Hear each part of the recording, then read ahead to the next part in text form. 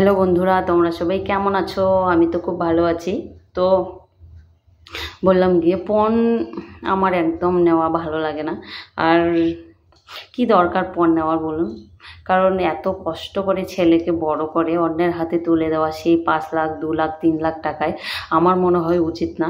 তো তোমার যতটুকু সামর্থ্য তুমি সেটুকুই করো। তোমার যদি 10 জনকে খাওয়ার সামর্থ্য 10 জনকেই খাওয়াও, 20 জনকে খাওয়ার সামর্থ্য 20 জনকেই খাওয়াও। মেয়ের বাড়ির থেকে টাকা এনে ধুমধাম করে মানুষকে খাওয়ানোর কি দরকার?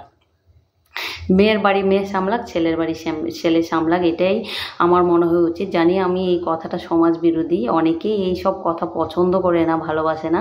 তো কি হয় বলুন তো, ছেলেকে বিক্রি করলে না, এত বড় করে ছেলেকে মেয়ের মা বাবার হাতে তুলে দেওয়া একদমই উচিত নয়।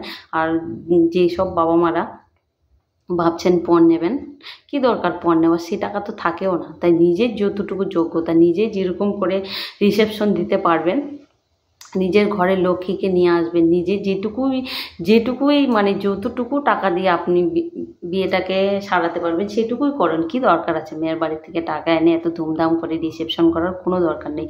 যদি 10 জনকে খাওয়ার সামর্থ্য থাকে 10 জনকেই খাওয়ান, তার বেশি নয়। তো আমার তো একটুকু পছন্দ হয় না পণ নেওয়া। তো আমি তো ভাবছি পণ কখনোই কোনো দিনই নেব না। তো এত বড় করে এত কষ্ট করে সব কিছুই যদি করতে পারি 10 জনকে নিশ্চয়ই খাওয়াতে পারবো। সেইটুকু ক্ষমতা রাখতে হবে ছেলের মা বাবাদের।